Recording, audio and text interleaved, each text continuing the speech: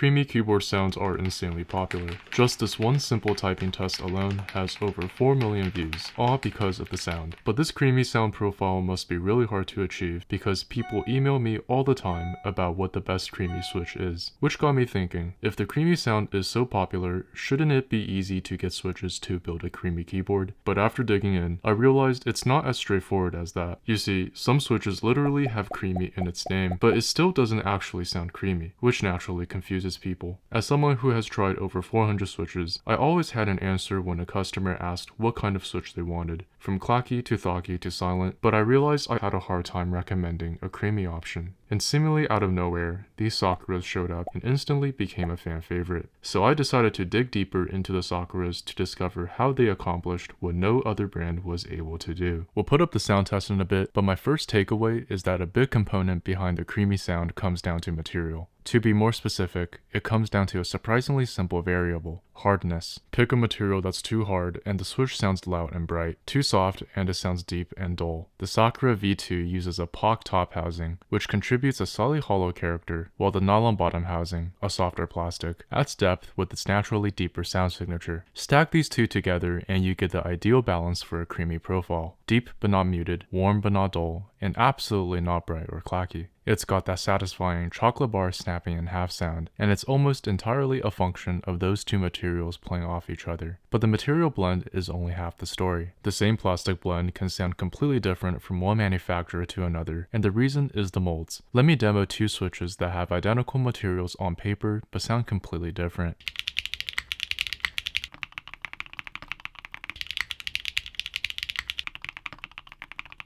The difference is quite stark, so molds make a big difference, and they are really expensive, so once a manufacturer commits to a tooling decision, they can't really change lanes without burning a huge amount of capital. So most brands play it safe and stick close to whatever sound profile their existing tooling already produces. Huano committed to the creamy lane. Their molds are tuned specifically for the sound profile, and that's a bet that no other manufacturer was willing to make. With the newest version of the Sakuras, Huano took community feedback and improved the factory loop even further, so these feel silky smooth out of the box. They're also lighter than over 90% of switches on the market, with an actuation force of just 35 grams and a bottom out force of 45 grams. Perfect for all day typing without any fatigue. And on top of that, they added an RGB diffuser so the lighting shines brighter and cleaner than before. Now here's the sound test for the Sakuras.